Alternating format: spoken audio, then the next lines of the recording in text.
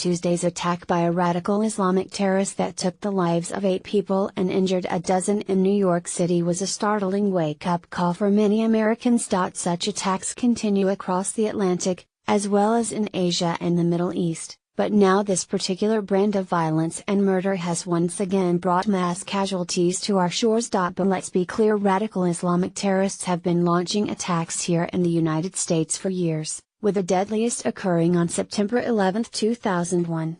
These attacks are not going to stop unless we first admit that we have been and are under attack and, finally, take strong steps to prevent further attacks. For 8 years, the Obama administration refused to even use accurate language and terminology to describe what was occurring here in the U.S., as our nation suffered violent assaults in the name of Islam. Radical Islamic terrorists have been launching attacks here in the United States for years, with the deadliest occurring on Sept. 11, 2001. These attacks are not going to stop unless we first admit that we have been and are under attack and, finally, take strong steps to prevent further attacks. President Obama and his team liked to call the radical Islamic terrorists lone wolves or say their attacks were acts of violence, always avoiding terms focusing on the twisted religious faith that inspired their terrorism. In fact, more than 200 individuals have been charged with terrorism-related crimes in the U.S. since 2009, including in Garland, Texas, Boston, Orlando, Riverside, California, and now New York City. These aren't lone wolves. These are individuals working toward the same goal, via the same broad organization known as ISIS and related groups.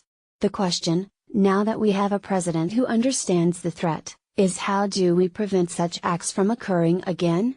First, as President Trump has noted, we need to holistically examine the means by which immigrants enter the United States and then shut down as many of the duplicative and unvetted programs as possible. The Diversity Visa Lottery, sponsored by Senate Democratic leader Senator Chuck Schumer of New York in 1990 when he served in the House, is Exhibit A on that list. There are actually more than 20 different visa categories and programs offered by the U.S. State Department alone. Almost all are temporary and require some monitoring by other federal agencies, such as the Department of Homeland Security, the Department of Labor, the FBI, and Immigration and Customs Enforcement, among others. Our nation's population reflects more than 200 years of diversity in one form or another. We didn't need another visa program to achieve that goal.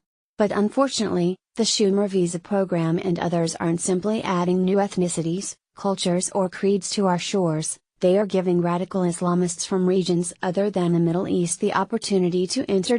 Once here, these radicals don't assimilate. Instead, they connect with like-minded Islamists to plan and perpetrate acts like the ones we witnessed on Tuesday afternoon in New York. Saifullah Habibullah of Saipov, the man who deliberately drove his truck down a bike path in Manhattan in a deadly act of terrorism, came from Uzbekistan, a Russian satellite where more than 90% of the population is Muslim and the government is totalitarian. Raise your hand if you think it was good idea to allow a young disaffected Islamic man with no prospects, no ties to the US, and only his religious zeal to keep him going into our country. We as a nation must disabuse ourselves of the naive notion that somehow our Western values are magically transferred to all newcomers to our shores and embraced and lived by those individuals. The Western values of respect for freedom, human dignity, tolerance and peaceful coexistence, as well as the West's Judeo-Christian system of thought that gave root to those values, are not respected in many parts of the world. This includes locales like Uzbekistan, and large swaths of Pakistan, Iran, Syria, Sudan, Libya, Cuba, North Korea and even Russia. As a result, the only diversity we seem to be importing from these countries, short of legitimate, heavily vetted refugees, such as Christian minorities, is the diversity of hate for the United States and our institutions. Second, we must accept that there is evil in the world and that no matter how much we would like to avoid it, evil can never be appeased. It is voracious and ever-encroaching and it can only be stopped and destroyed by forceful action. Radical Islam is evil, it is full of hatred and seeks to destroy our way of life. Our way of life and our system of government is anathema to radical Islam, like oil and water. They will never mix. And so we must take a strong stance and stop acting as though common sense is the same thing as intolerance. In fact, you can only defy common sense for so long before you start to see more inside.